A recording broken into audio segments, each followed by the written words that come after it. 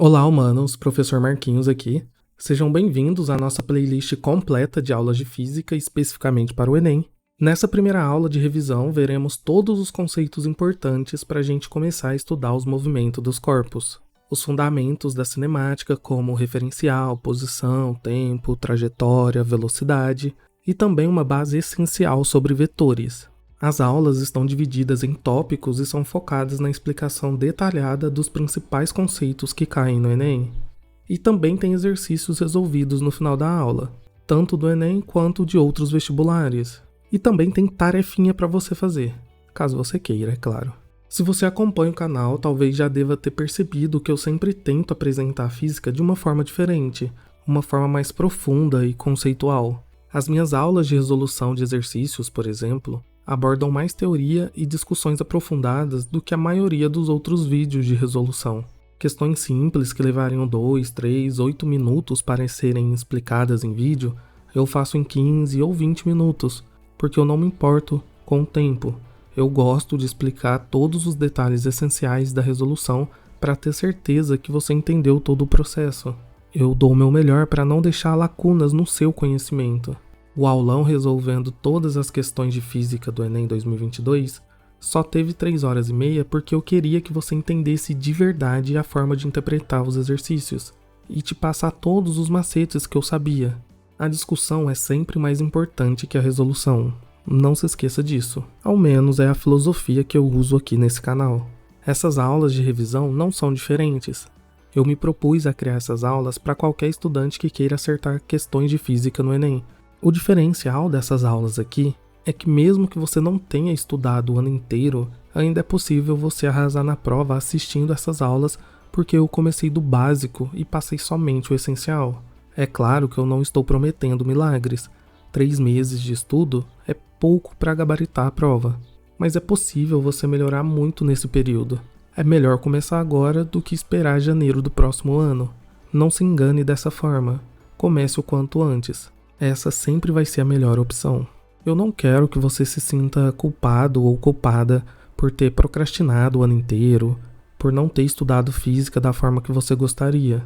Eu sei que é difícil, eu sei que talvez você sofra de ansiedade ou de culpa excessiva, talvez isso esteja te paralisando agora, te dando até uma sensação de pânico, de incapacidade, mas tente deixar isso de lado, já passou. Você não pode mudar o passado e não faz muito sentido ficar lamentando por isso. Mas você tem a opção de melhorar um pouquinho a cada dia a partir de agora. Sem alta cobrança, sem milagres, sem expectativas irreais. Comece aos poucos aqui comigo, assista essas aulas. Eu tenho certeza que você vai melhorar de pouquinho em pouquinho.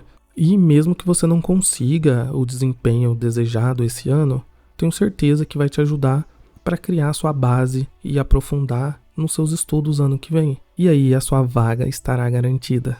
Você precisa acreditar nisso e começar o quanto antes. Novamente, sem culpa, sem pressão e sem desistir. Vou estar torcendo aqui por ti. Apesar de não fazer milagre, eu sei que essa aula vai te ajudar porque nessa e em todas as próximas aulas de revisão teremos apenas os principais conteúdos que caem no Enem, mas de uma forma aprofundada e necessária para você não precisar decorar fórmulas e entender de verdade o que está fazendo e como você deve pensar a física. Eu retirei tudo que não cai no Enem ou que tem uma chance mínima de cair para aumentar as suas chances de acerto, focar naqueles conteúdos que têm mais chance de aparecer na prova. Mas meu objetivo aqui é, primeiro, fazer você aprender física, não é fazer você passar no Enem. Mas eu te garanto que é isso que vai fazer a diferença entre você e alguém que só decora e aplica equações. Te desejo bons estudos e espero que você goste da aula. Fico feliz de você ter me escolhido como seu professor. Então bora pra aula. Bora começar então a nossa revisão para o Enem 2023. E não podia ser diferente se não começarmos por vetores. Eu sei que vetores não é aqui uma parte da física em si, mas nós usamos muito essa identidade matemática e geralmente os alunos veem isso dentro da física e não na matemática. Então eu decidi fazer aqui um breve resumo sobre o que a gente vai usar de importante para a física. Fique tranquilo que é algo muito simples e eu tenho certeza que você vai entender. O ponto principal de entender vetores na física provavelmente é entender a diferença entre uma grandeza escalar e uma grandeza vetorial. Mas claro, antes de entender e discutir a diferença entre algo escalar e vetorial, precisamos, superficialmente pelo menos, entender o que é uma grandeza. Uma grandeza é tudo aquilo que a gente consegue medir e quantificar que esteja relacionado a algum fenômeno físico. Os objetos, os corpos, as entidades que existem no nosso mundo, eu, você, um teclado, uma televisão, um celular, ou os próprios fenômenos como a evaporação da água, as ondas, a reflexão de um espelho, todos esses processos ou corpos possuem quantidades, características, propriedades que a gente consegue medir. E isso a gente chamou de uma grandeza física. Por exemplo, você tem um determinado tamanho. Isso é algo que a gente consegue medir. E para isso a gente tem uma grandeza chamada de comprimento. Você também tem uma outra característica intrínseca que nasceu com você, que é a sua massa. A gente consegue medir isso. Por isso que temos a grandeza massa. E temos várias outras grandezas. Velocidade, energia, força, aceleração, temperatura. O que vai distinguir elas entre escalar ou vetorial é a quantidade de informações que precisamos para conseguir descrevê-las. Como eu li na definição para vocês aqui na grandeza escalar, a gente precisa conseguir descrever ela com apenas um número e uma unidade. A massa, por exemplo, quando você se pesa, entre aspas, e lá na frente a gente vai discutir essa diferença entre peso e massa, mas, por enquanto, vamos aceitar como sinônimo aqui. Então, se você se pesa numa balança e lá marca, por exemplo, 60 quilos, isso é o suficiente para descrever a sua massa. Um número, 60, e uma unidade, quilograma. Você não precisa falar mais nada a respeito da massa para entender o seu funcionamento total, para entender aquele sistema em função da sua massa. A distância, por exemplo, também. Eu posso simplesmente dizer que estou a 10 metros de distância de você, e você já entende o que isso significa. E o mesmo vale para a temperatura, para a energia. Determinada comida tem 20 calorias, e isso é o suficiente. Agora está fazendo 34 graus Celsius aqui, e você já entende o que isso significa. Você consegue descrever todo o sistema com essa informação. Ou melhor, o sistema não, a grandeza. Já na grandeza vetorial, a gente precisa de mais informações.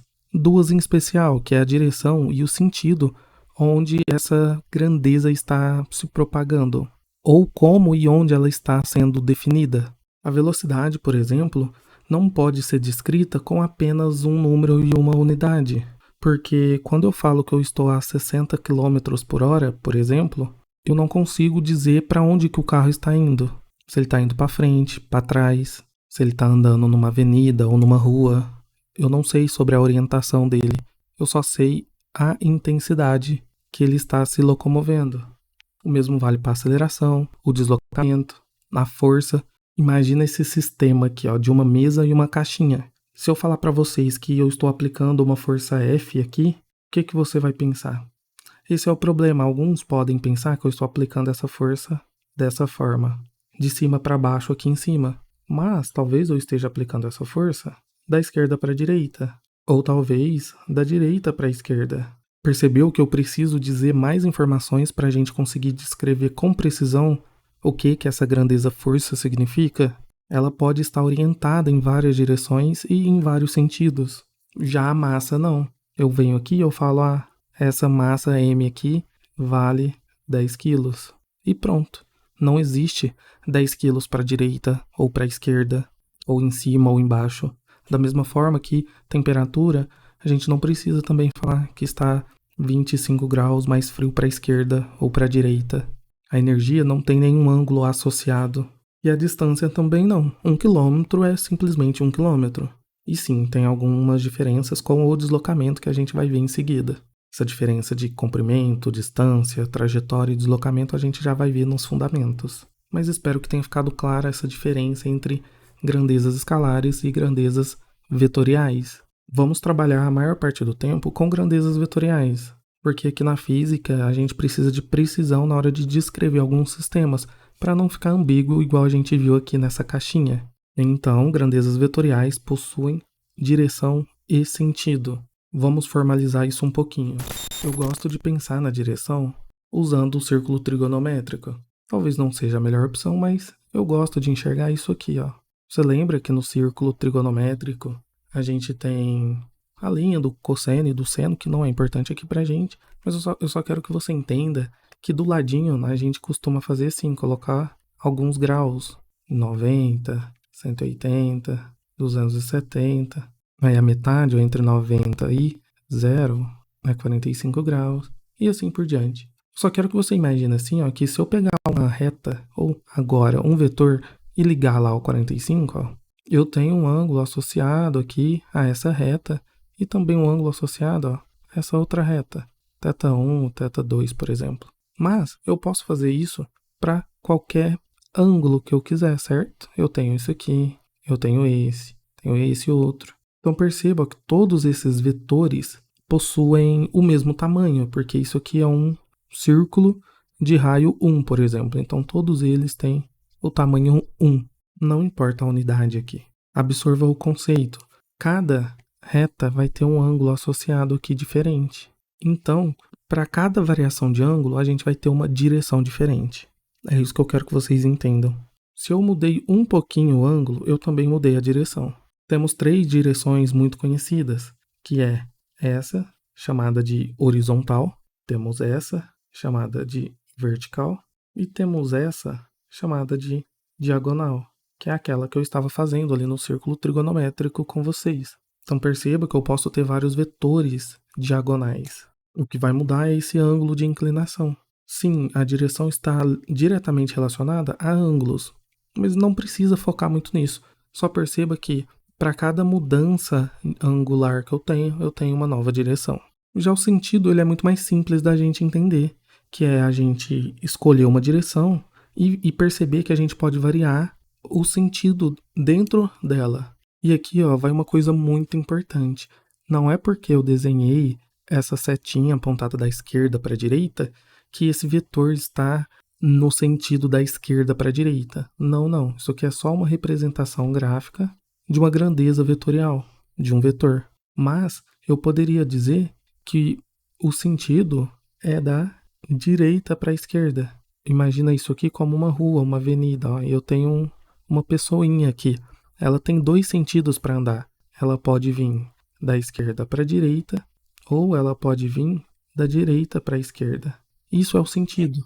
Você sempre vai ter 2 sentidos relacionados a uma direção. Podemos pensar nisso ó, de forma mais abstrata na avenida, na rua. Você já deve ter visto que ruas de mão dupla, por exemplo, olha. Você pode ter um carrinho andando aqui, da esquerda para a direita, e na outra faixa aqui, você tem um carrinho andando da direita para a esquerda. Mas a direção não mudou, tá vendo? Ó? Toda a rua continua sendo uma rua na horizontal. Podemos usar o nosso exemplo anterior aqui, ó, das forças. Aqui, essas forças estão na mesma direção. Ó. Perceba que elas estão na horizontal. Elas estão paralela à minha mesa aqui, ó. Essa mesa que a gente tinha feito aqui, ó. Estão na mesma direção, mas estão em sentidos opostos. Perceba ó, que essa força aqui está sendo aplicada da esquerda para a direita, enquanto essa outra força aqui está sendo aplicada da direita para a esquerda. Já essa força aqui em cima, ó, ela já mudou de direção, tá vendo? Agora ela tá na vertical e o sentido dela é de cima para baixo. Vamos ver isso num exemplo um pouquinho mais prático. Vamos analisar esse exemplo aqui. Olha, veja, eu tenho um carrinho se movimentando do ponto P até o ponto Q, mas você só sabe isso porque você está vendo o carrinho e ele está apontando à frente do carro lá para o Q. Então você intuitivamente acha que ele está vindo nesse sentido. Mas a princípio a gente não sabe disso, a gente só tem 2 pontos. Então para isso precisamos escolher o nosso referencial e determinar essas 2 características do vetor, que é o sentido e a direção. A direção dele aqui, ó, se a gente olhar lá para a bússola, está nessa direção oeste-leste, que seria o nosso horizonte, né? A nossa direção horizontal.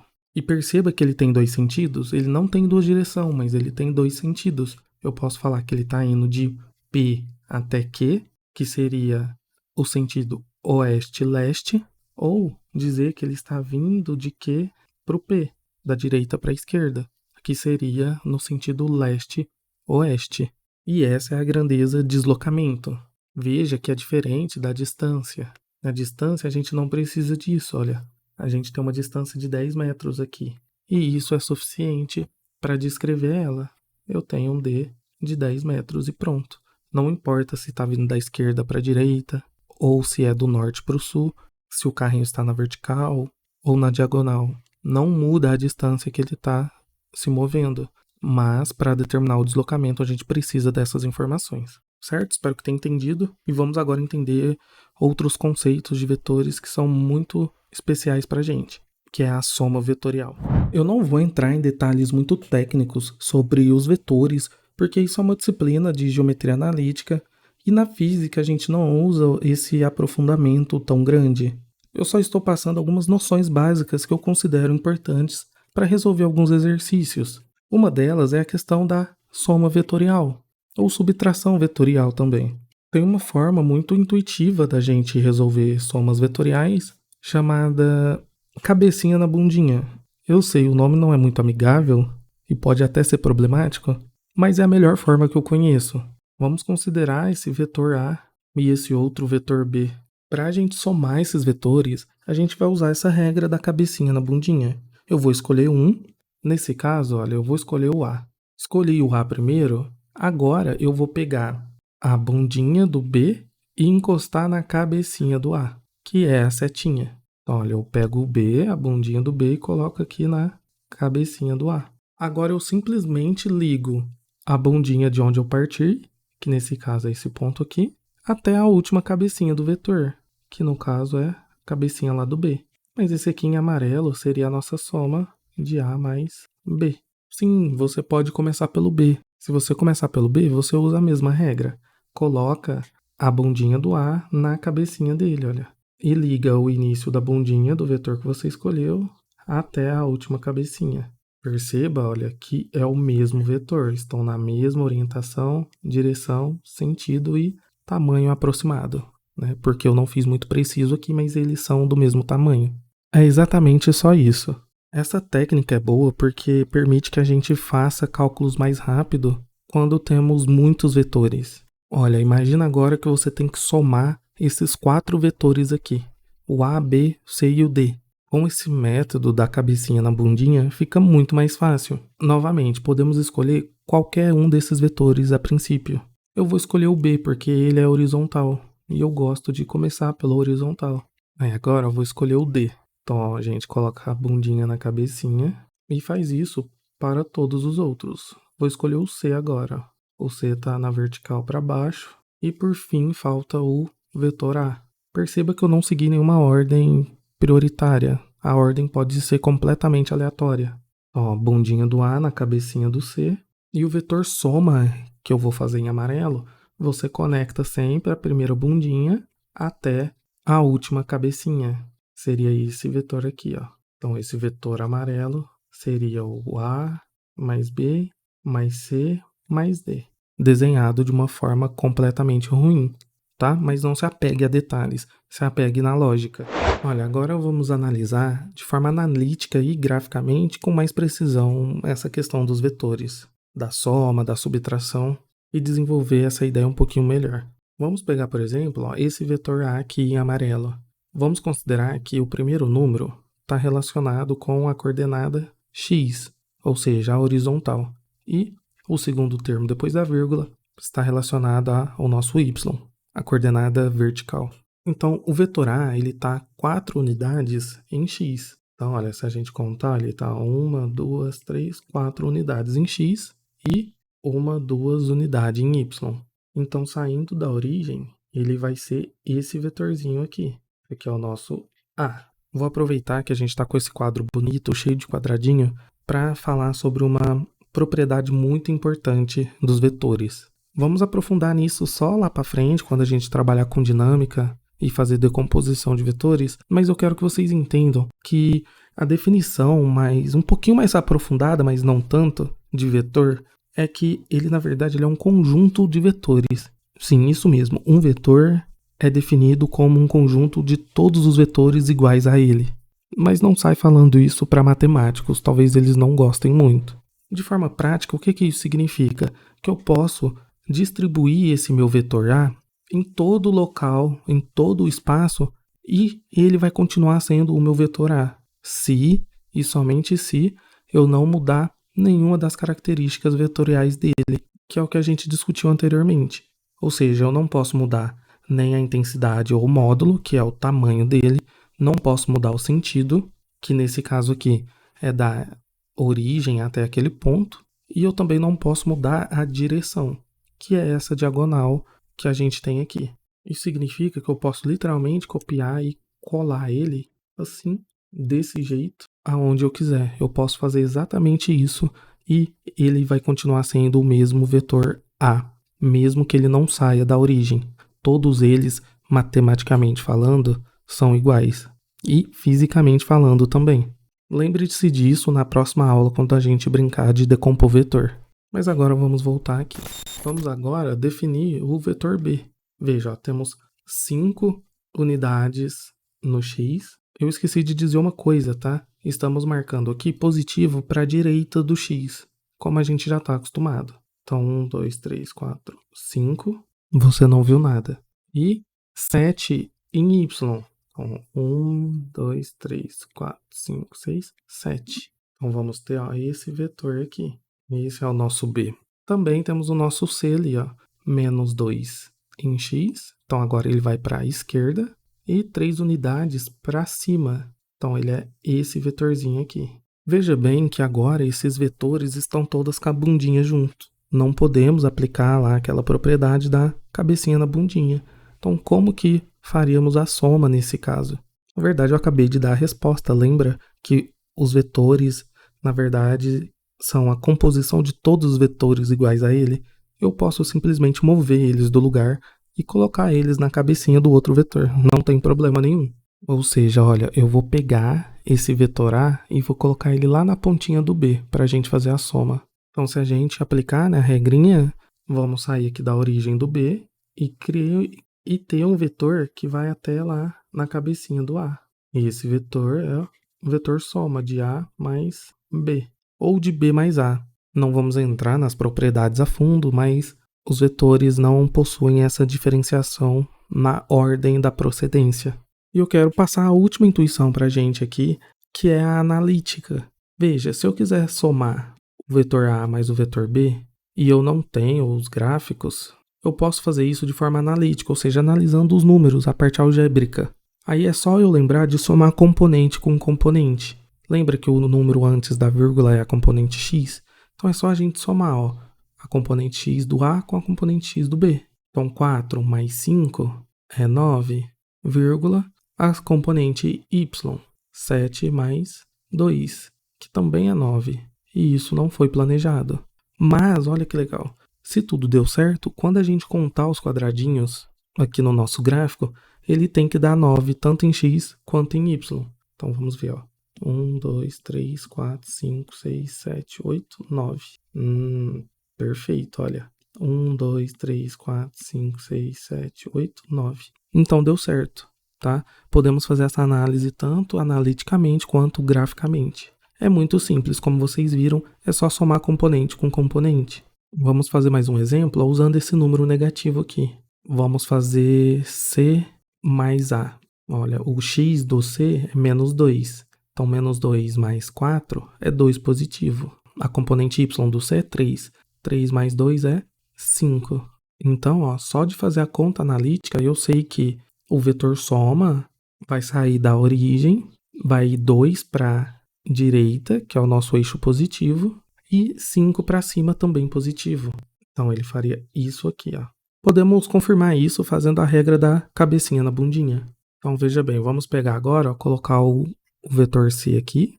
Não importa agora com o gráfico, tá? Não quer dizer que estamos na parte negativa, é só para a gente usar o espaço que está na tela. Então, temos esse vetor e precisamos agora colocar a bundinha do vetor A na cabecinha dele. Ó, dessa forma aqui. Aí a gente junta bundinha com cabecinha. E olha lá em cima lá, ó. É o mesmo vetor. Olha, 2 quadradinhos para a direita em x e 1, 2, 3, 4, 5 quadradinhos para cima, que é exatamente o que a gente tinha lá.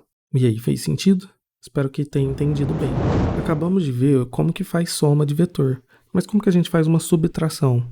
Na verdade é muito simples, é só a gente inverter o sentido do vetor. Então, por exemplo, se eu tenho esse vetor v aqui e estou dizendo que o sentido dele é da esquerda para a direita, o meu vetor menos v nada mais é do que manter a direção, ou seja, horizontal, o mesmo tamanho, que é o nosso módulo, porém inverter agora o sentido. Eu estou indo da direita para a esquerda. É literalmente só isso. Vamos fazer mais alguns vetores para a gente brincar com isso. Um vetor A aqui na horizontal para cima e um vetor B na diagonal também para cima. Se eu quiser fazer essa subtração entre o vetor V e o B, precisamos então primeiro pegar o vetor V e agora precisamos pegar o menos o B. Quem que é menos B? Como eu falei, é só a gente inverter o sentido do vetor. Se o B positivo é esse, o negativo vai ser igual em tamanho e direção, mas no sentido oposto. Então aqui, a gente vai na cabecinha do V e faz o oposto de B. Esse é o nosso vetor menos B. E aí usamos a mesma regra, né? Saímos da bundinha até a cabecinha. Então esse vetor amarelo é o meu V menos B. Bem tranquilo, né? Temos, por fim, uma questão que não é muito comum na física, mas eu vou passar porque ela é tão intuitiva quanto essas que a gente trabalhou, então pode te ajudar a resolver algum exercício. É simplesmente a gente usar um número ou um escalar para multiplicar o nosso vetor. Então, o que significa eu dizer 2 vezes aquele vetor V lá em cima? Quando a gente multiplica, a gente está simplesmente alterando o tamanho daquele vetor. Então, se eu tinha um vetor V assim, 2 vezes V nada mais é do que 2 vezes o tamanho desse vetor. Então, 1, 2. Pronto, esse aqui é o meu 2 vezes V. Você altera o módulo do vetor, o tamanho dele. Agora, se eu multiplicar o A, por exemplo, por 0,5, multiplicar por 0,5 é a mesma coisa que dividir por 2, né? Já que 0,5 é a mesma coisa que 1 sobre 2. Então eu vou dividir o meu vetor pela metade. Olha, se lá em cima a gente tinha o A dessa forma, agora a gente só tem metadezinha dele. Mantemos a direção e o sentido. Só que agora é um vetorzinho menor. E como vimos, se tiver um sinal de negativo nessas operações, a gente simplesmente inverte o sentido, como fizemos com o B lá em cima. Mas e agora se eu fazer menos 3, o vetor B, eu vou olha, o sinal de menos vai mudar o sentido. Então, em vez de ser para cima, ele vai ser assim, para baixo. E está multiplicando pelo número 3, então ele vai aumentar de tamanho 3 vezes, ele vai triplicar de tamanho. Então, olha, temos 1B, 2B, 3B, invertendo o sentido dele, que estava para cima, agora está para baixo. E agora temos o vetor 3 menos 3 vezes o B. Tranquilo? Eu acho que sim, né? Espero que eu não tenha confundido muito a sua cabeça. Isso é o que a gente tem de mais importante para vetor no contexto da física. Eu não vou fazer nenhum exercício muito complexo aqui, porque não é do nosso interesse aprofundar. Vou deixar isso para aula de matemática e para a disciplina de geometria analítica de vocês. Só que eu prometo que sempre que eu for falar alguma coisa adicional sobre vetores, sempre que vetores forem importantes, eu vou parar a aula e explicar aquilo para o contexto específico da física, tá? Quando a gente for fazer decomposição de vetor, eu vou mostrar para vocês o porquê que a gente decompõe daquela forma, quando decompor, e aí a gente vai conseguir progredir de forma mais natural. Não quero sobrecarregar vocês com muito conteúdo. Certinho? Espero que tenham gostado. Então agora a gente pode ir de verdade para os fundamentos da cinemática. Te vejo em breve.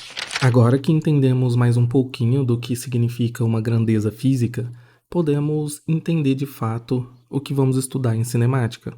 A física, ela pode ser dividida em várias áreas, apesar que a ciência, ou melhor, os fenômenos naturais que a gente percebe no dia a dia, não são categorizados em caixinhas. A gente faz isso para facilitar o estudo.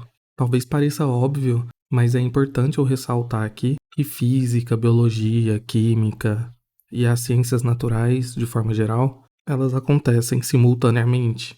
Mas, para fins de estudos, a gente dividiu então a física em grandes áreas. Temos a mecânica, que vai estudar como os corpos se movimentam. Temos hidrostática, que vai estudar como os fluidos se movimentam, os gases e os líquidos.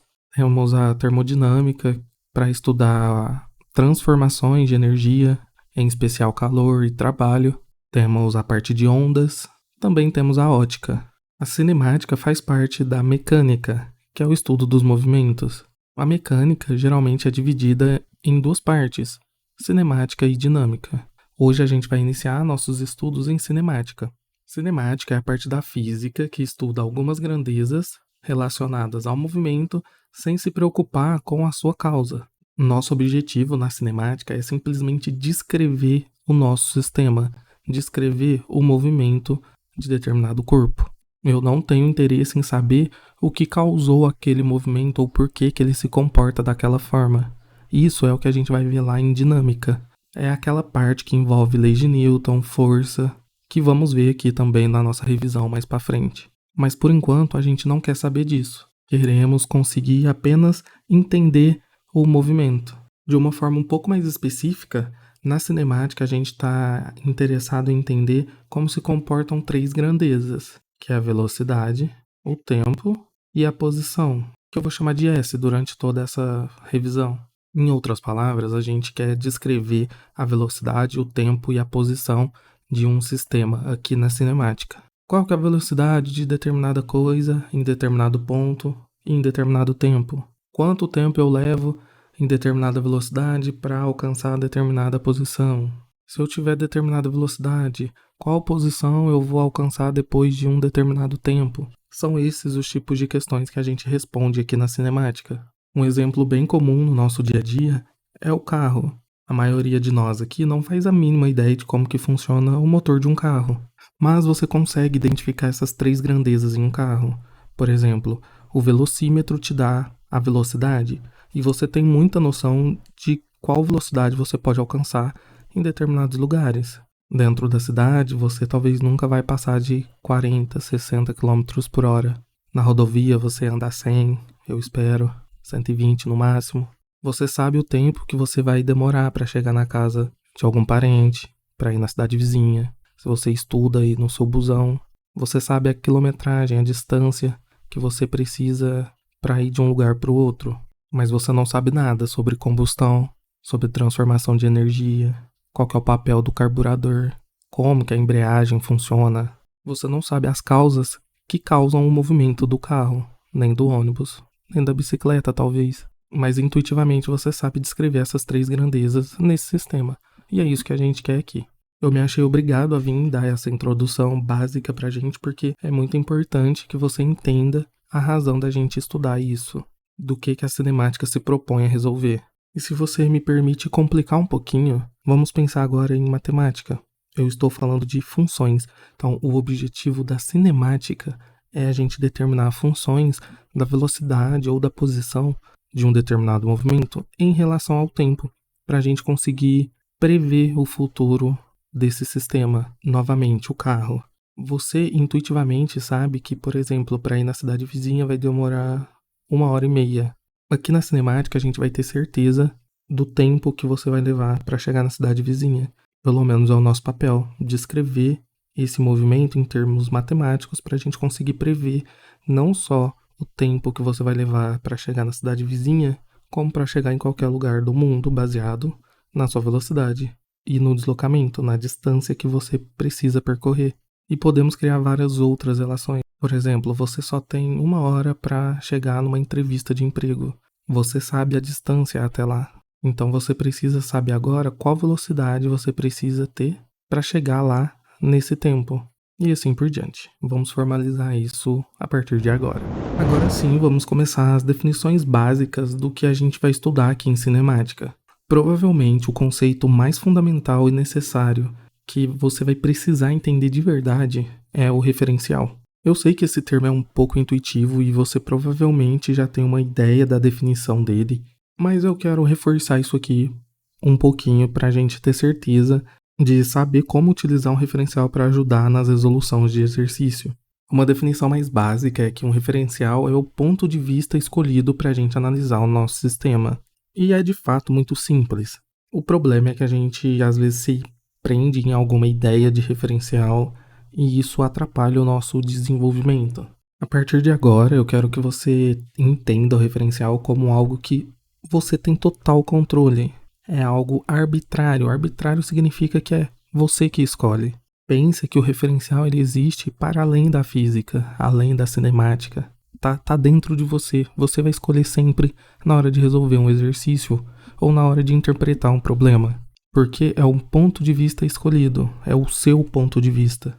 Eu quero te passar uma noção intuitiva do que é o referencial, olhando esse exemplo aqui na imagem, na direita.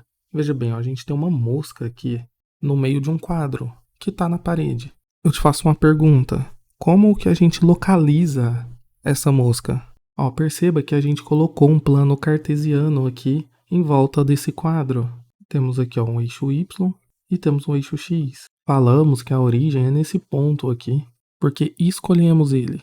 E agora, para localizar a mosca, fica um pouquinho mais fácil, porque podemos dizer, olha, que a partir do nosso zero aqui, do nosso início, da nossa origem, a mosca está a 10 centímetros nesse eixo que a gente chamou de X, então ele andou essa distância aqui, e depois ele andou 20 centímetros no outro eixo que a gente chamou de Y. Vai dar exatamente essa posição, quando você anda 10 para a direita e 20 para cima. Isso que acabamos de fazer foi determinar um referencial. O plano cartesiano é geralmente o nosso artifício para definir um referencial. Quero que você tenha isso em mente. Toda vez que a gente falar de referencial, vamos estar falando quase que necessariamente de um plano cartesiano nesse caso. Mas não é para se prender nessa ideia. Novamente, isso é uma ideia muito mais abstrata. Olha, vamos tentar generalizar isso de outra forma. Pense em você agora, que está assistindo essa aula. Talvez você esteja no computador, no notebook, no celular. Você pode também estar em qualquer local. Pode estar no banheiro, na sala, numa biblioteca, na cozinha.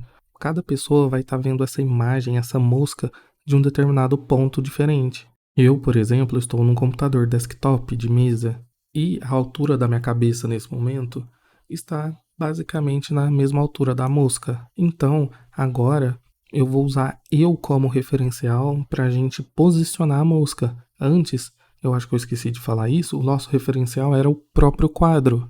Veja, o plano cartesiano que a gente colocou foi no quadro. Agora, o referencial sou eu. Então, a partir de mim, eu vou descrever a posição da mosca.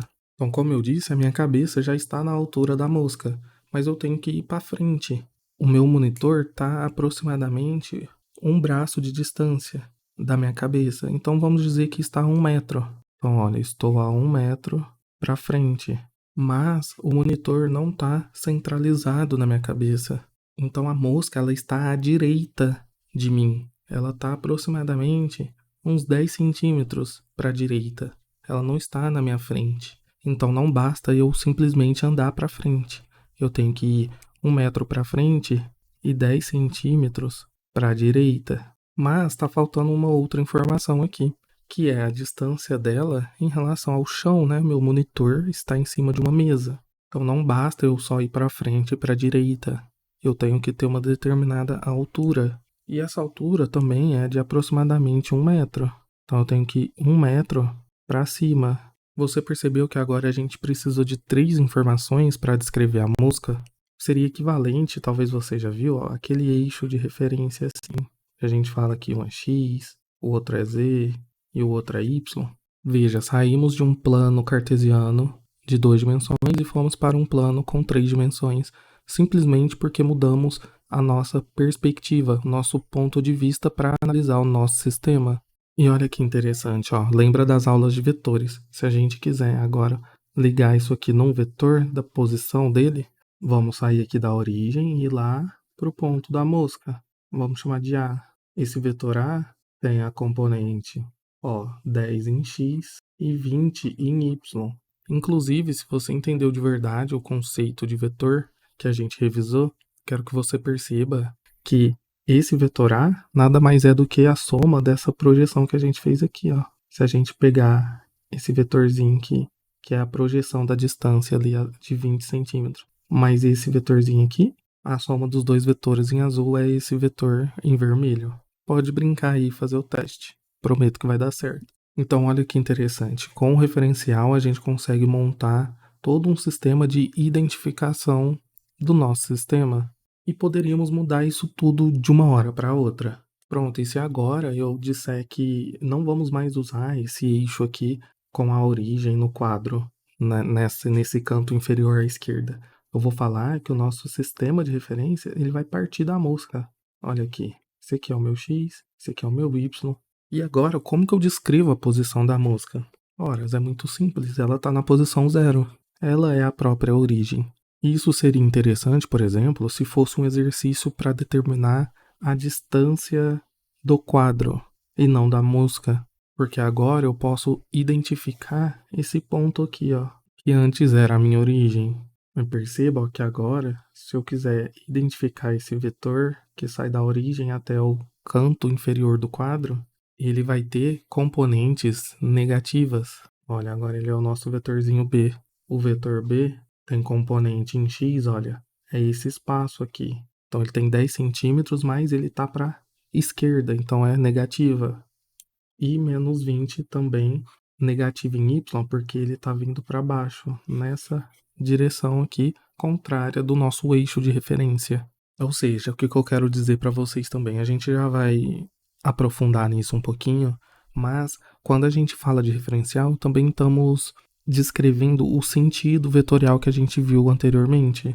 Eu não só defini o plano, como eu falei que para cima é positivo e para a direita também é positivo. Então, aqui estamos definindo o sentido do nosso sistema. E isso tem que ficar muito claro para vocês, porque é muito, muito importante.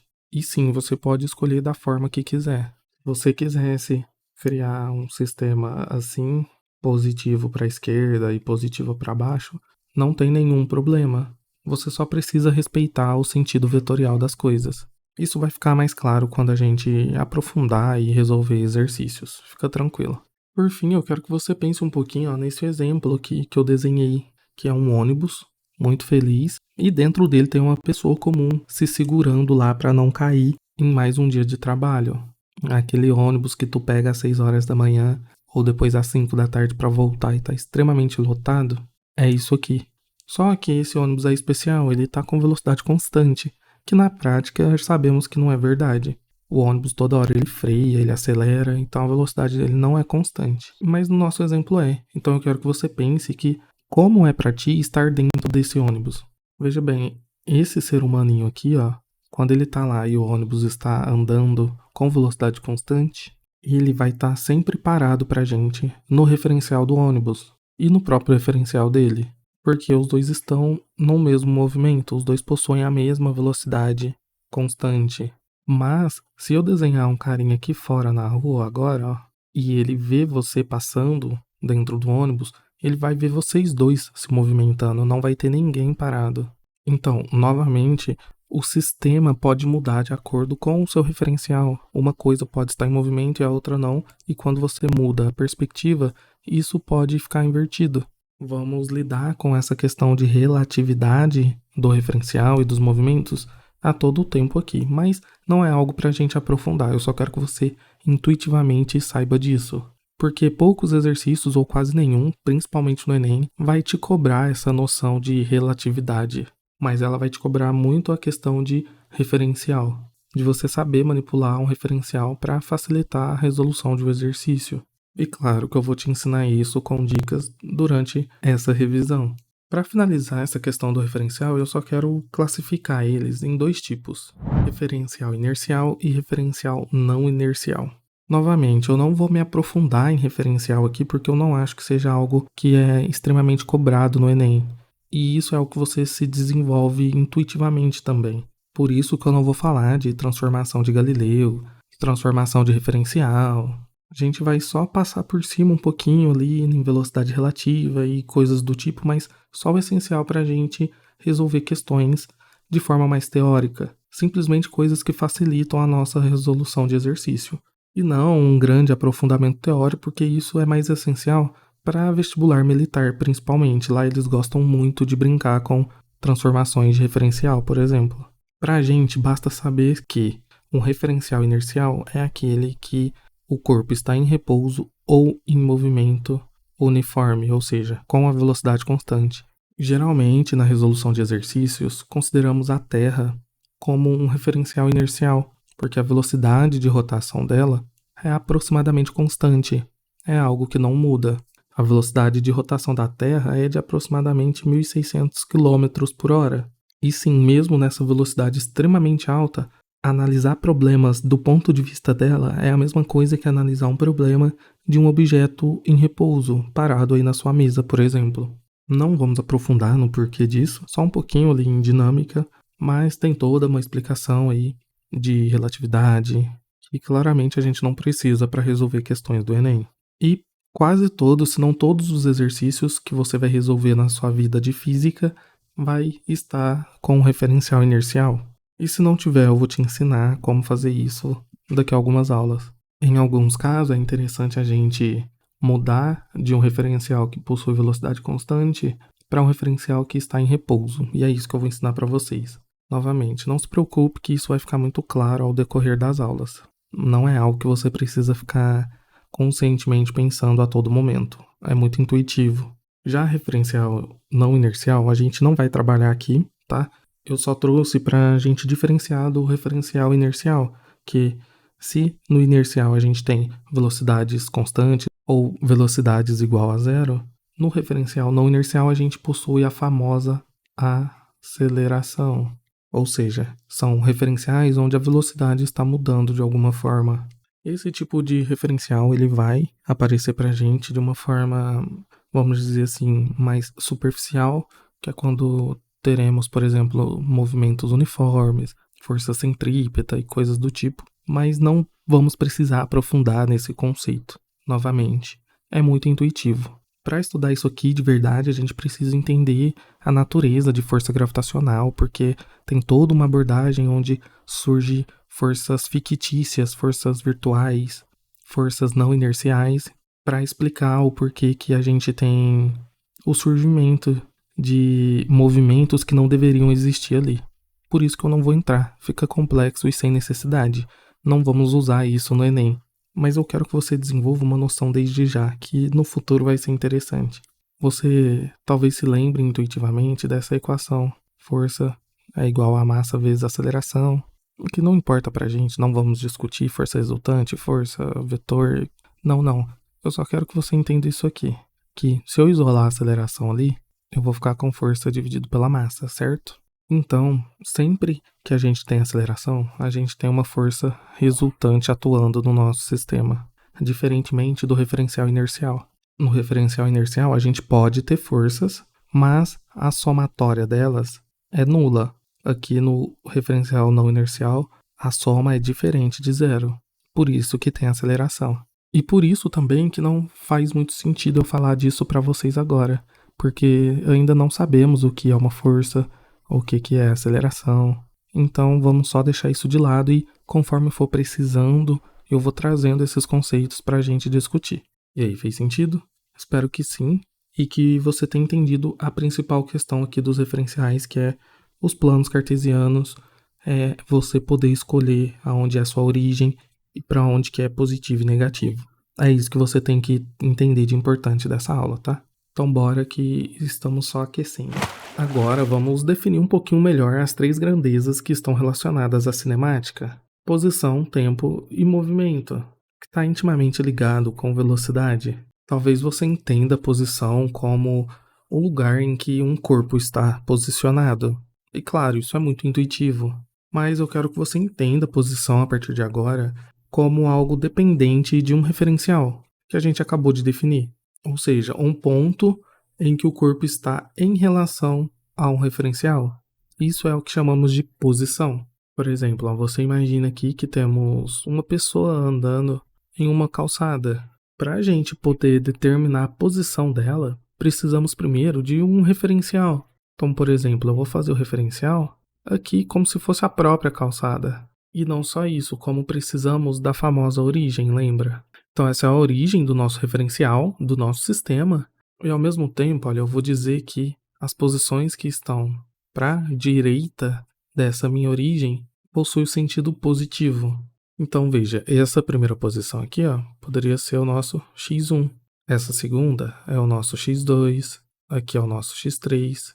E a única coisa que podemos afirmar aqui, como todas estão para o lado direito do nosso referencial de origem aqui, podemos dizer que está sempre aumentando. Ou seja, que x2 é maior que x1 e x3 é maior que x2, que também é maior que x1. E um conceito muito importante é que a posição é relativa. Eu já tinha mostrado isso intuitivamente para vocês. Porque, olha, e se agora eu mudar a minha origem aqui para o centro da nossa calçada? Perceba que o nosso sentido do referencial se manteve, ou seja, é positivo a partir da direita da nossa origem. Agora eu tenho um posicionamento, o x1 aqui, ele está no lado esquerdo, no lado negativo que a gente escolheu como referencial. E temos essa posição aqui também, que é o x2. Essa do meio é a própria origem, então não vou dar nenhum nome para ela, mas você pode fazer isso se quiser. Isso significa que aqui no x1, essa pessoa está no sentido negativo do nosso referencial, enquanto aqui no x2, ela está no sentido positivo. Então perceba que as posições não se alteraram e mesmo assim agora a gente tem uma noção diferente, uma forma diferente de descrever o sistema simplesmente por termos mudado o referencial, que foi o que a gente já discutiu. Nesse contexto da calçada, por exemplo, eu não quero que você pense que essa posição negativa significa que a pessoa andou de ré, por exemplo. Isso aqui é uma simples descrição do nosso referencial. Não está relacionada a nenhuma outra característica intrínseca do movimento. Eu não posso afirmar que a pessoa andou de ré, porque ela pode ter simplesmente virado aqui, ó. Ou seja, ela simplesmente virou seu corpo, olhou para trás e continuou o movimento. De frente mesmo, ela não precisa ter andado de costa. O sinal negativo só significa que estamos nos locomovendo para o lado oposto do nosso referencial, que a gente adotou como positivo. Vamos agora entender essa grandeza aqui, ó, chamada tempo. Muitos de nós achamos que o tempo é algo intrínseco, da natureza, que não precisa de uma definição. Afinal, você vive com o conceito de tempo a sua vida toda. Você tem hora para dormir, para acordar. Você tem um calendário que te diz os dias do ano, os meses, os anos. Você tem determinados tempos para executar tarefas.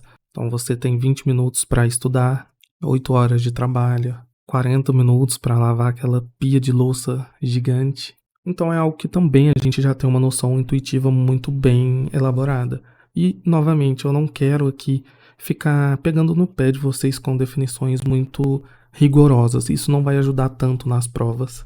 Mas eu quero passar 2 conceitos que são muito interessantes aqui no tempo para a gente ficar com uma noção intuitiva só um pouquinho melhor.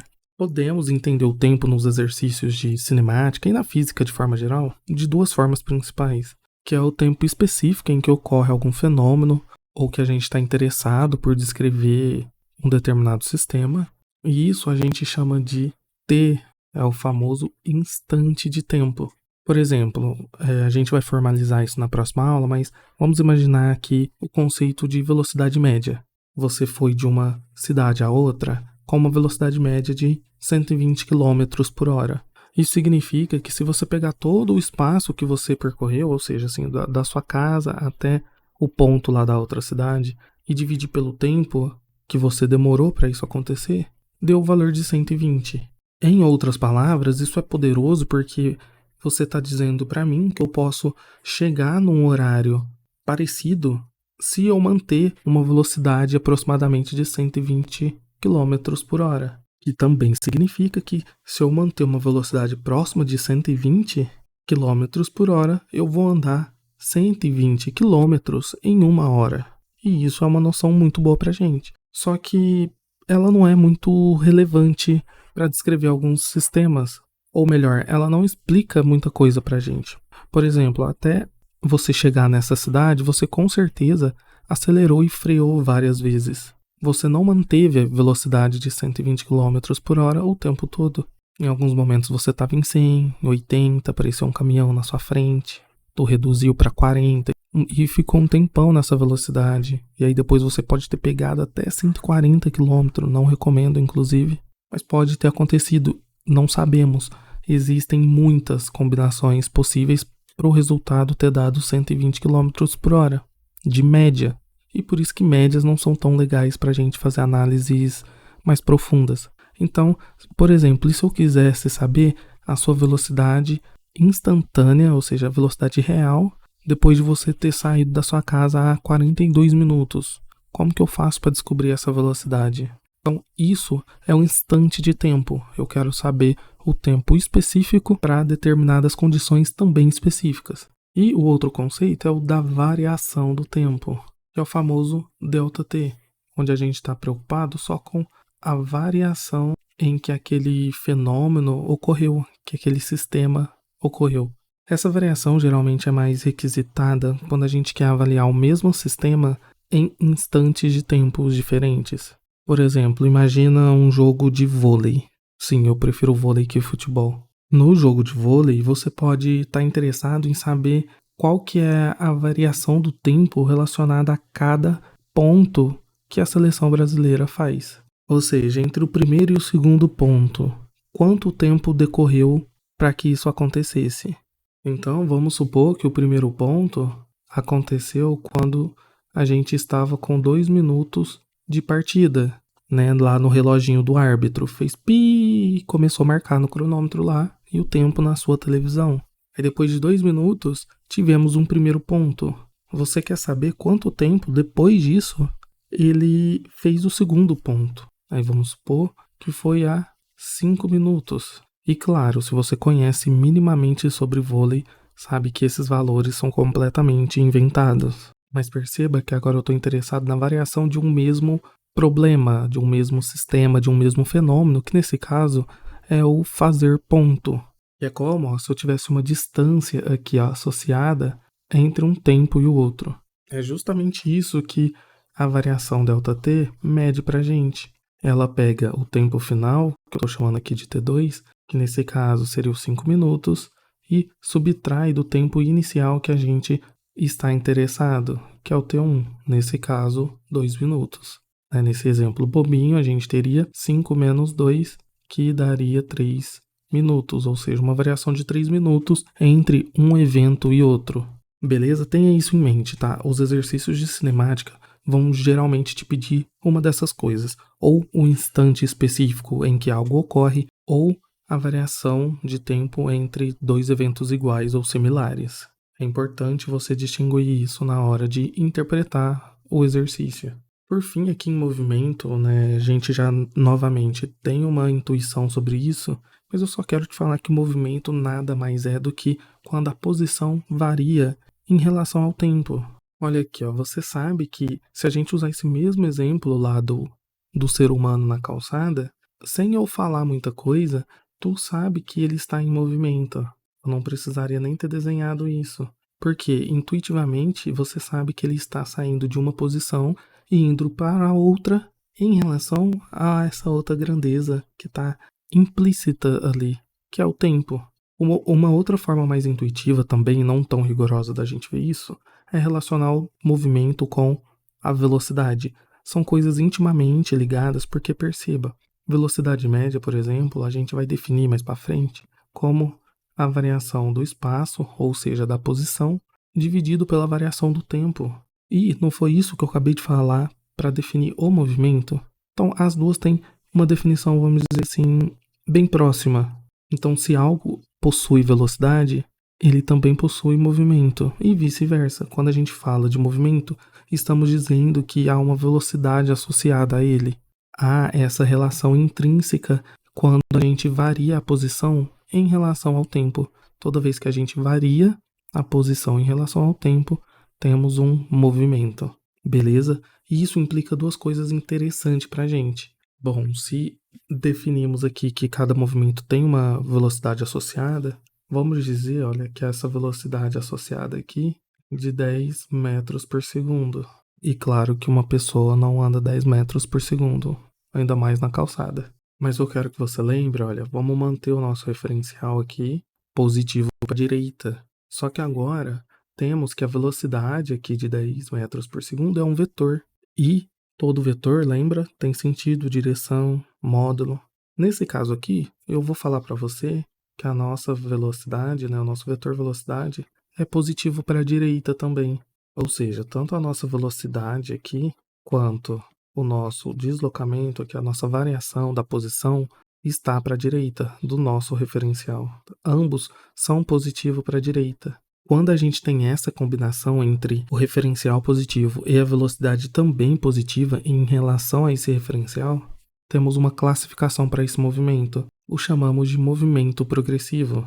Mas, se agora eu falar que o meu humano mudou o sentido do seu movimento, ou seja, da sua velocidade aqui, e ele está indo para direita, desculpa, da direita para a esquerda, ele está no sentido oposto, olha, do nosso referencial.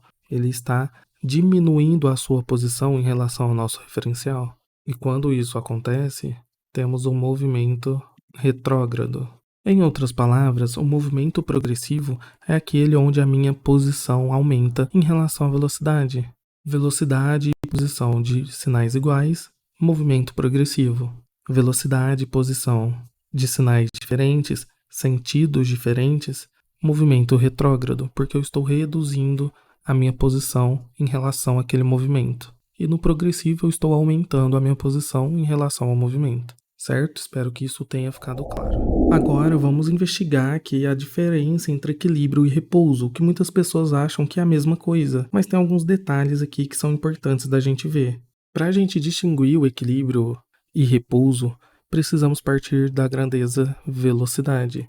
E a nossa premissa é muito simples. Dizemos que um corpo está em equilíbrio quando a sua velocidade não muda. E para isso temos os dois casos. O equilíbrio estático, que é a mesma coisa que repouso permanente, que a gente já vai ver, e o equilíbrio dinâmico. No equilíbrio estático, lembre-se, a velocidade não muda, mas lembre-se que a gente pode ter duas formas da velocidade não mudar. Ela pode ser zero, que é o caso aqui do equilíbrio estático, e ela pode ser uma velocidade diferente de zero, mas constante, que é o que a gente vai ter aqui no equilíbrio dinâmico. Mas pensa comigo, se não tem variação da velocidade, também não tem aceleração, certo? Eu sei que não definimos isso ainda, mas vamos apelar aqui para a sua intuição de definir a aceleração como uma taxa de variação da velocidade, algo que muda a velocidade. Então, se a velocidade não está sendo alterada, não temos aceleração em nenhum desses sistemas, nem no estático, nem aqui no dinâmico. E lembra que eu mostrei para vocês da equação de Newton, que força resultante dividido pela massa é igual a aceleração? Se não temos aceleração, também não temos força resultante em nenhum dos casos. Então a única diferença é que no equilíbrio dinâmico a gente tem uma velocidade diferente de zero, mas ela é constante. Então o que eu preciso que você entenda é que um corpo em equilíbrio não significa necessariamente que ele está em repouso. Isso equivale só para esse contexto de equilíbrio estático. Aqui, de fato, é um corpo em repouso, como um celular em cima da sua mesa. Mas aqui no contexto do equilíbrio dinâmico, a gente já tem um corpo com velocidade, mas que não é acelerado. Pense num ventilador, por exemplo. A partir do momento que você liga ele em determinada velocidade, não há mais forças atuando ali. A velocidade dele é constante, ele não está mais sendo acelerado. Então ele está num equilíbrio dinâmico. Da mesma forma, se a gente imaginar lá aquele cenário onde a gente tem um carro andando na pista infinita, sem atrito e sem nada, a partir do momento que você liga ele, alcança 100 km por hora e tira o pé do freio, do acelerador, ele entra em equilíbrio dinâmico, porque não há mais aceleração, não há força resultante, mas ele ainda possui a velocidade de 100 km por hora, certo? O mais importante é, se a gente falar de equilíbrio, não existe aceleração e não existe força resultante. Isso aqui lá nas leis de Newton vai ser muito importante. Então, não esqueça. Para definir repouso, a gente vai continuar olhando para a velocidade. Só que lá em equilíbrio, a gente estava, na verdade, olhando mais para a aceleração, né? Porque não podia ter aceleração. Queríamos ter uma velocidade constante, seja ela nula ou não, mas não podia ter variação.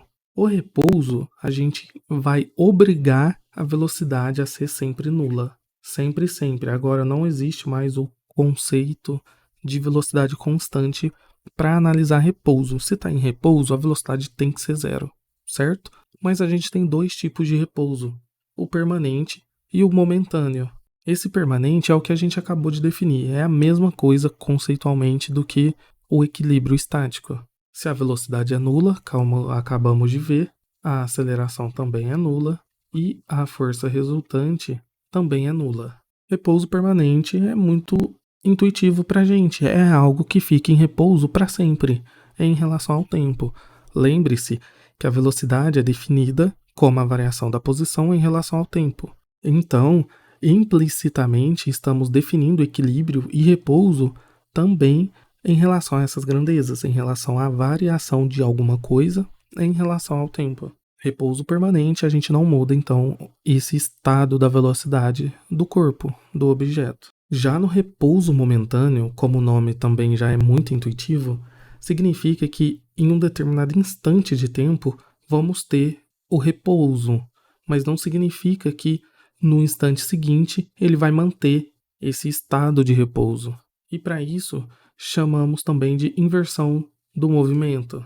Agora temos um contexto diferente, porque se não podemos garantir que esse corpo fique em repouso em todos os instantes de tempo, então a aceleração ela é diferente de zero. E se há aceleração, também há força resultante diferente de zero. Um exemplo de repouso momentâneo que a gente vai ver muito está em lançamento vertical. Quando você taca a bolinha para cima, você exerce uma força nela enquanto ela está na palma da sua mão. A partir do momento que ela sai do contato, não há mais força sendo aplicada nela. Mas essa bolinha está ao tempo todo sendo influenciada pela força peso, a força gravitacional. E é por isso, inclusive, que você vai ter a bolinha subindo até um determinado momento, uma determinada altura, e quando ela chegar na altura máxima, ela vai parar. Ela vai parar por um instante de tempo. Esse instante de tempo é o repouso momentâneo, porque ela vai inverter o movimento dela. A partir daquela altura máxima, ela vai começar a ser acelerada pela aceleração gravitacional para baixo e vai voltar a cair para o chão. Então, ela tem aceleração, que é, nesse caso, a aceleração gravitacional, e tem força resultante, que seria a força peso. Então perceba essas 4 combinações que a gente pode ter. Então, para falar de equilíbrio, olhe para a força e para a aceleração. E em repouso também. Essas são só noções, tá? Não é algo que você precisa ficar assim também muito pressionado a entender profundamente, porque com o passar do tempo isso vai ficando automático. Mas eu queria ter essa discussão com vocês porque é algo que eu não vejo aí o pessoal fazendo direito. Então eu espero que tenha esclarecido aí alguma coisa na sua cabecinha. Vamos agora entender o último conceito, acredito, essencial aqui nos fundamentos, que é a trajetória. Parabéns por ter chegado aqui ao final da nossa primeira aula.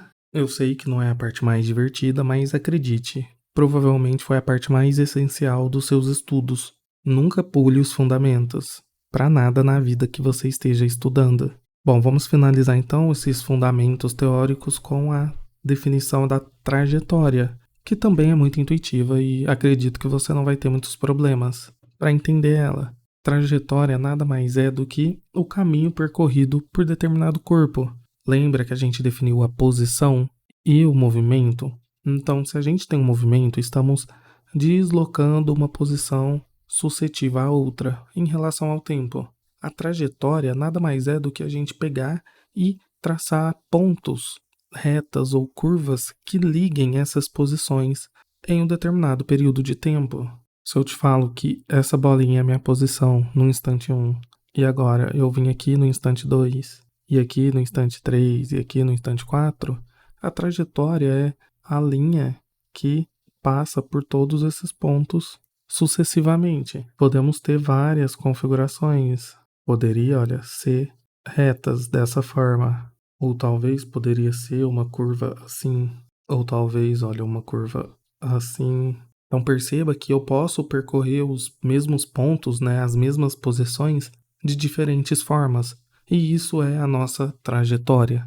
É a forma que a gente liga uma posição à outra, que a gente percorre de uma posição à outra. Podem ser retas, curvas, parábolas e várias formas geométricas. Mas já te adianto que a maioria das vezes vai ser reta ou uma parábola.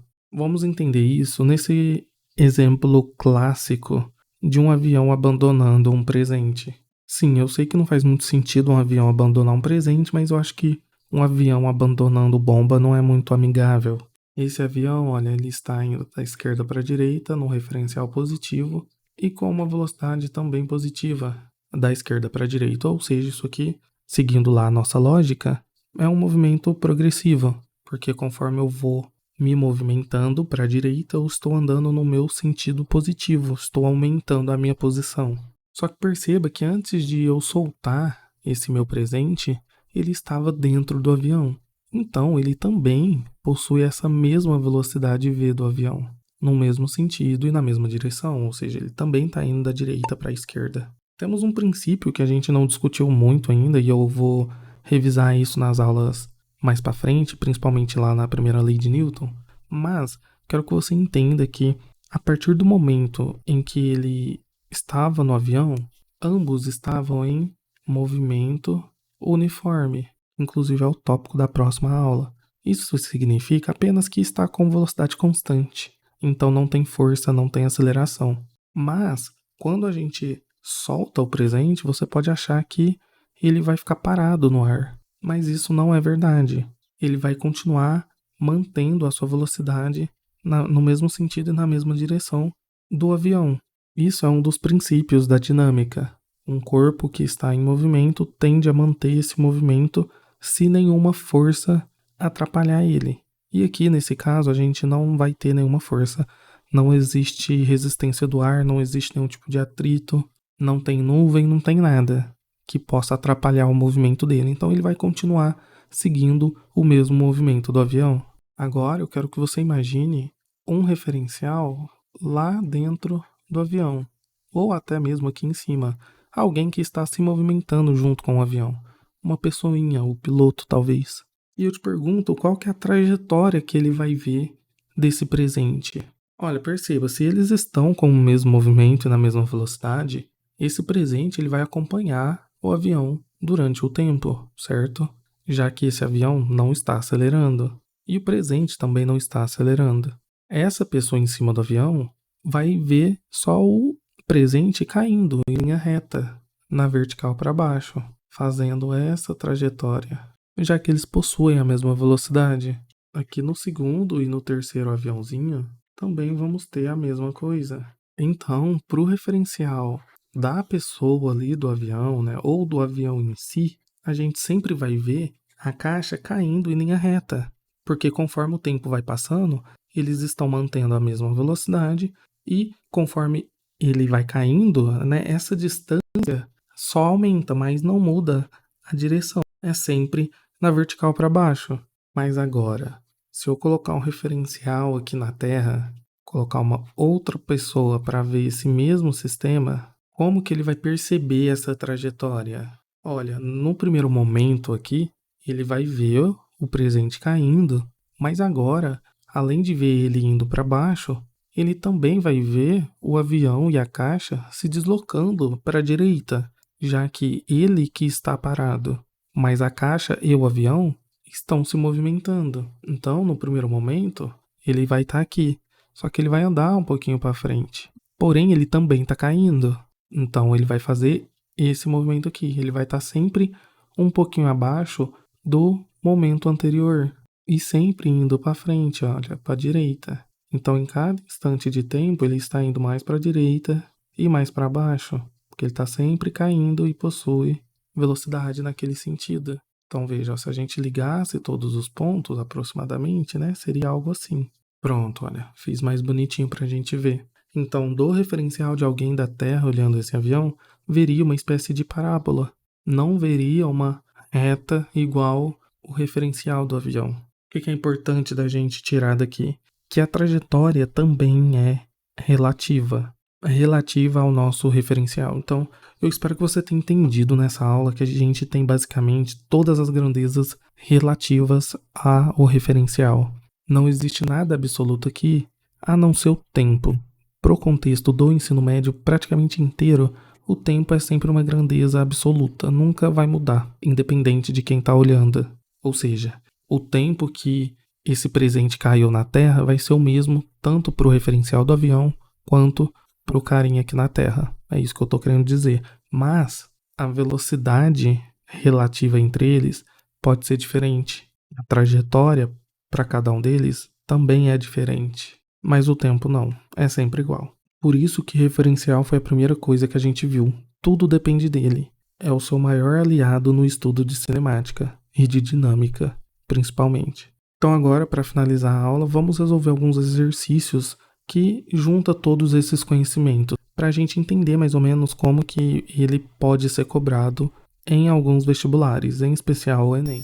Bora então resolver alguns exercícios que caíram em vestibulares, inclusive no Enem, sobre referencial e finalizar essa primeira aula com chave de ouro. Nessa aula em especial eu trouxe poucos exercícios porque referencial, como eu disse ao longo dessa aula inteira, é algo mais intuitivo e vai ser mais difícil cair uma pergunta direta sobre referencial. Bastante improvável, na verdade. Então eu trouxe só algumas questões para a gente discutir a parte fundamental e para apresentar questões que podem ou não cair no seu vestibular. Você vai perceber que não foge muito do que a gente viu aqui. Essa aqui, ó, por exemplo, de 23 anos atrás, que caiu no Enem. Na verdade, ela é uma questão que provavelmente foi colocada na parte de geografia, mas ela depende de referencial, por isso que eu trouxe ela aqui. Ou, se você preferir, eu vou resolver ela do ponto de vista de referencial, para você ver como que a gente pode e deve fazer esse tipo de análise. Esse exercício está falando para a gente que existem duas ruas principais e uma delas possui o nome de radial e a outra de perimetral. E isso acontece por causa da referência do ponto cardeal correspondente.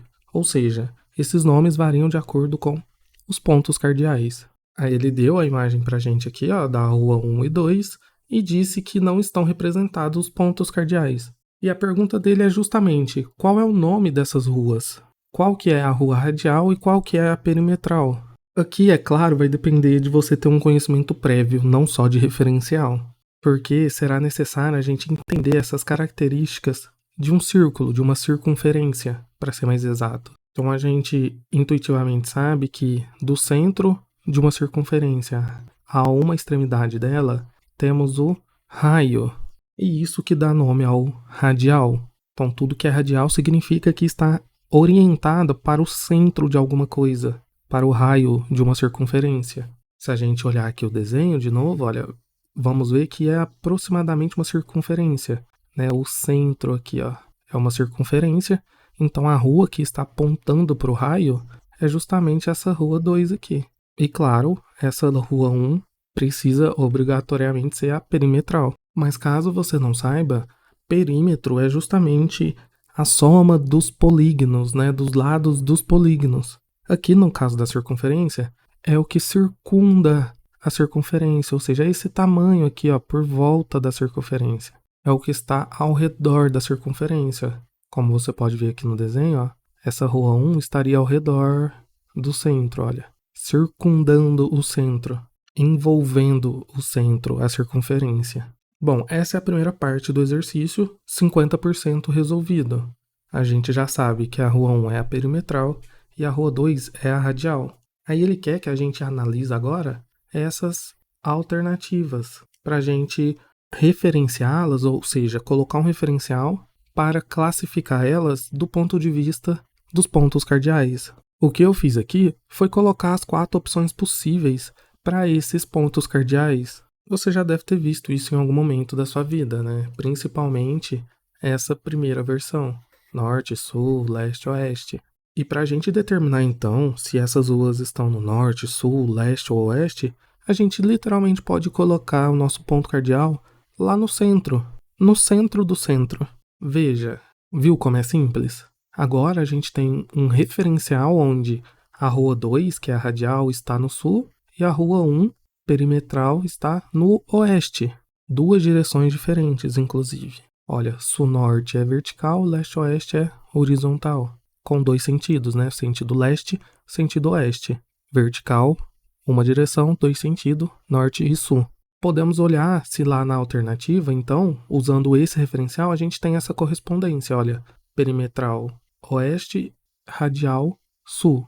Olha, essa alternativa E é muito chamativa, mas a gente tem que tomar cuidado. Olha, lá em cima os nomes corretos das vias 1 e 2 podem, respectivamente. Então, essa primeira parte aqui está relacionada à primeira rua, que é a perimetral. E daqui a gente já pode, na verdade, eliminar essas duas últimas, porque a rua 1 ela não é radial, ela é perimetral. Então, a D e a E já estão automaticamente incorretas. Pronto, apagadas. Sobrando essas três alternativas, não temos, olha, nenhuma opção onde a perimetral é oeste. É sul, sul e norte. Então, isso quer dizer que não é esse referencial. Pronto, tiramos ele dali. Vamos testar agora esse da direita. Olha só, agora o nosso perimetral, a rua 1 aqui, ó, está na direção e sentido leste. Mas lá nas alternativas também não temos nenhum perimetral leste e nem radial norte. Então não pode ser também esse referencial. E caso você não tenha percebido, né, a diferença entre eles foi, olha, o que era norte virou sul, o que era sul virou norte, oeste leste e leste oeste. A gente inverteu todos os sentidos. Vamos testar então o nosso terceiro referencial. Olha, agora o perimetral está no sul e temos duas correspondências, ó, sul, sul e o radial oeste. Temos aqui, ó, radial oeste e perimetral sul.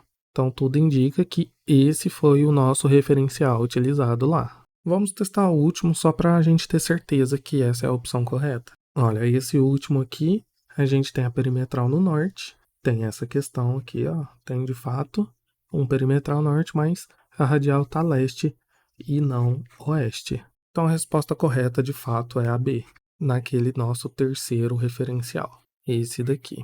Certo? Questão bem interessante para a gente resolver. Então vamos para a próxima. Ó, essa aqui é lá da UFMG. Então tem esse carinha aí, o Daniel, e ele tá andando de skate numa pista horizontal, ou seja, essa direção horizontal. E ele está, olha, com velocidade constante, ou seja, não tem aceleração, não tem força. E num contexto, ó, para a gente desprezar os efeitos da resistência do ar. Não tem força dissipativa, não tem atrito, não tem nada. E ele taca essa bolinha para cima, essa bolinha azul aqui, ele taca e quer saber aonde que essa bolinha vai cair no tempo T2 aqui. Né? Ele taca no tempo T1 e no próximo instante de tempo. Em qual desses pontos que ele marcou aqui, ó, ponto K, ponto L, ponto M, em qual desses pontos a bolinha vai cair nesse instante 2? Ora, essa questão vai ficar mais fácil se você for um skatista, certo? Porque você provavelmente já tacou alguma coisa para cima andando de skate e viu que ela caiu no mesmo ponto que você tacou. Intuitivamente, né, o público geral também sabe disso. Isso vale para qualquer movimento que você está fazendo com velocidade constante, até dentro do carro, do avião, na bicicleta. Se não estiver freando nem acelerando esses automóveis, esses veículos, sempre que você tacar para cima, lembra que a gente viu que vai manter essa velocidade? A bolinha está na mesma velocidade do Daniel. E ele fez um lançamento completamente para cima, ele não tacou para frente, ele não acelerou a bolinha para frente, ele tacou para cima. Então a velocidade horizontal que essa bolinha tem aqui, ó, essa velocidade V em x, né, na parte horizontal é a mesma do Daniel. Então ela continua indo para frente com velocidade constante, porque ele fez o lançamento, ó, ele lança a bola só verticalmente. É aquele mesmo exemplo que a gente fez do avião deixando a caixinha de presente. Ela continua indo para frente com a mesma velocidade que o avião tinha. Aqui a bolinha também mantém a mesma velocidade do skatista. Então, com certeza, ela vai cair no mesmo ponto, porque não foi acelerado nem o Daniel e nem a bolinha. Então a resposta, ó, seria o ponto L, que é a alternativa B. Bora para mais uma. Mais uma da UFMG e bem parecida com o que a gente já fez. Só para fixar mesmo esse conceito, porque os exercícios de vestibular que abordam referencial, basicamente são todos assim. Então, se cair, você vai estar preparado ou preparada. Nesse aqui agora, a gente tem a menina, a Júlia, aqui andando de bicicleta, e ela deixou uma moeda cair, mas ela estava também com velocidade constante. Você já agora sabe que a moeda, então, também estava na mesma velocidade que ela quando ela soltou. Aqui a gente precisa assumir uma coisa que vai ser muito importante depois também lá em queda livre. Quando o exercício fala que ela deixa cair uma moeda, a gente está assumindo que ela só soltou. Tipo, ela estava segurando e soltou. ela não imprimiu nenhuma força, ela não jogou para frente, não jogou para trás, nem para baixo, nem para cima, ela simplesmente soltou. Então, como ela soltou sem fazer nenhum movimento brusco, manteve a velocidade constante. E aí tem o Thomas, esse mocinho aqui, e ele estava parado na rua e vê essa moeda caindo. Então, o exercício quer saber se a gente desprezar a resistência do ar e todos os atritos, quais vão ser as trajetórias que eles vão ver em relação à moeda. Ou seja, qual a trajetória da moeda para a Júlia e qual que é a trajetória da moeda para o Thomas. Para a Júlia é fácil, lembra do avião? Se ela soltou a moeda e estava com velocidade constante, a moeda está na mesma velocidade que ela. Então, ela vai olhar para baixo e ver a moeda caindo a cada instante de tempo um pouco mais. Vai ficando cada vez mais distante conforme o tempo passa. Porém, sempre na vertical para baixo. Ela sempre vai ver ela caindo em linha reta. Por isso, para a Júlia não faz curva. Então, essa A aqui não pode ser e nem essa B. Essa trajetória da moeda não existe. Ela seria assim se a Júlia estivesse acelerando a partir do momento que soltou a moeda. Porque aí sim ela ia ter uma velocidade maior do que a moeda e ia se deslocar para frente muito rápido, vendo a moeda ficando para trás. Aí faria essa curva com esse declínio ali para a esquerda. Agora basta decidir se o Thomas vai ver essa curva ou também vai ver em linha reta. Como o Thomas está parado, ou seja, ele também está em repouso, ele também é um referencial inercial, ele vai ver tanto a moeda quanto a Júlia se deslocando juntos com velocidade constante. Mas agora a moeda está caindo. Então ela está indo para frente e caindo ao mesmo tempo, na perspectiva do Thomas. Ele não vê mais em linha reta. Olha, ele vê a Júlia assim, se locomovendo da esquerda para a direita, certo? Os dois indo desse jeitinho bonitinho. Mas a partir do momento que a Júlia solta a moeda ó, ela vai continuar indo para frente para velocidade constante, mas ela vai cair por causa da aceleração gravitacional, vai empurrar ela para a Terra. Então ela vai fazer uma curva, né? Ou um arco de parábola, que é o nome mais bonito. Pois então, a resposta correta é a C. A Júlia vai ver em linha reta e o Thomas vai ver um arco de parábola. Pegou o jeito, né? Vamos fazer a última questão aqui dessa nossa primeira aula. Essa aqui já é um pouquinho mais complexa, porém não tanto. Depende da famosa interpretação. Tem que ler com muita calma, porque é uma questão fácil, mas ela é confusa. Aqui ele vai dar muitas informações pra gente. E uma muito interessante é esse primeiro parágrafo. Ou essa primeira sentença, olha. Quando as posições relativas dos corpos mudam, percebe-se que existe movimento. Isso aqui é a mesma definição de movimento que eu dei para vocês. Movimento existe quando as posições mudam. Legal, né? E não foi planejado, tá? Eu procurei os exercícios depois de fazer a aula. E ele continua também de forma muito legal. Aqui na física, para descrever qualquer movimento, precisa-se, em primeiro lugar, estabelecer um referencial, que é outra coisa que eu frisei muito aqui para vocês. Tudo depende do referencial. Aqui ele começa a complicar, ó. Ele está te dizendo que um referencial é sempre um sistema de 3 eixos ortogonais. Saber essas palavras difíceis, galera, é muito importante, tá? Ortogonal, perpendicular, tangente, tudo isso é muito importante na física. Mas eu vou falar isso para vocês conforme for aparecendo, tá? Não se preocupe. Não é tão difícil assim. Falar que algo é ortogonal significa que ele tem uma relação de 90 graus entre si. Nesse caso, os nossos eixos, as nossas retas, o nosso referencial. Por exemplo, ó, em verdinho aqui, temos esse plano ZY, que é toda essa parte aqui. Ó. Perceba que o ângulo entre eles é de 90 graus, é um ângulo reto aqui. Agora de laranja, vamos ver aqui o plano XY. Veja também, olha, aqui temos um ângulo de 90 graus aqui. E agora, em roxo, ou lilás, ou rosa, temos o plano ZX. E você vai ver também, é claro, que temos um ângulo de 90 graus aqui. Então, ter 3 eixos ortogonais significa que todos estão 90 graus entre si.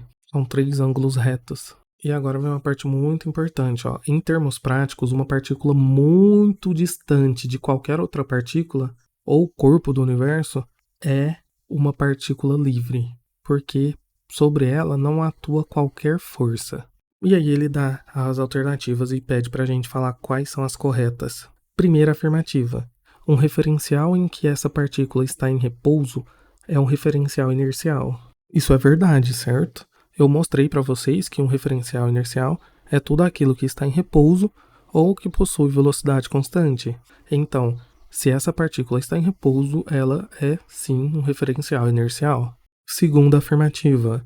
Qualquer outra partícula do universo em repouso ou MRU, movimento retilíneo uniforme, nesse referencial é uma partícula livre. Para responder essa segunda afirmação, a gente tem que ler aqui a definição que ele deu para a gente de partícula livre. Olha lá, ele disse que uma partícula muito distante de qualquer outra partícula ou corpo do universo é uma partícula livre. Então, sim, essa segunda afirmação também é verdadeira. Porque se a gente tem uma partícula que é muito distante e ela está em repouso ou movimento retilíneo uniforme, ela também é uma partícula livre para a gente aqui por causa dessa distância gigante. E na terceira afirmativa, ele diz que qualquer outra partícula do universo pode estar em repouso ou em movimento retilíneo uniforme nesse referencial, desde que a soma das forças que atuam sobre ela seja zero. E isso é verdade, lembra que a gente viu que se a soma das forças, ou seja, a força resultante for zero, não há aceleração. Se não há aceleração, a velocidade é constante ou nula. E se a velocidade é constante ou nula, a gente tem um referencial inercial. E se a gente tem um referencial inercial, uma partícula muito distante é uma partícula livre. Então essa aqui também está correta. Então perceba que aqui a gente usou todos os nossos conceitos fundamentais e de referencial para responder essas 4 questões. Claro que aqui todas estão corretas e é a alternativa E. Eu espero que vocês tenham entendido o fundamento dos vetores e dos conceitos iniciais, a importância de estudar o referencial e de entender o que ele é de verdade para a gente. E eu vou deixar aqui para você também esses 6 exercícios que estão relacionados a referencial e o que a gente viu aqui nos fundamentos. Eles são do livro Os Fundamentos da Física, que inclusive eu estou resolvendo aqui no canal. Então, no momento dessa aula, eu não resolvi esses exercícios ainda, mas dependendo da semana que você estiver vendo isso, com certeza essas questões já vão estar resolvidas no canal. Então, no link da descrição tem a playlist para a resolução de essas e muitas outras questões de física. Então, fica como desafio, tenta resolver sozinho e depois vai lá e confere a resolução. Eu recomendo muito que você treine isso. Comece por essa questão 13 aqui, Um aluno, ao ler um livro, aí você troca, fala que você está assistindo uma aula do professor Marquinhos, que é bem mais interessante. Então, um aluno assistindo a aula do professor Marquinhos está na cozinha de sua casa, sentado no chão. Esse aluno está em repouso ou em movimento? Explique. Use a sua imaginação, use todo o conceito relativo de referencial que eu trouxe aqui pra gente. Se você está em repouso em relação ao quê? Se você está em movimento em relação ao quê? Espero que você faça esse exercício, mesmo que seja mental, não precisa escrever de fato. Então é isso para a primeira aula. Espero te ver na segunda aula, onde a gente vai adentrar de verdade nos conteúdos de cinemática. Vamos ver velocidade média, movimento uniforme e resolver bastante questão sobre isso que cai bastante no Enem. Além, é claro, dos gráficos que assustam muita gente. Vocês vão ver que é muito legal quando a gente tem gráfico. Facilita muito a nossa vida. Sério. Bom, espero te ver nas próximas aulas. Qualquer dúvida ou sugestão, deixe nos comentários.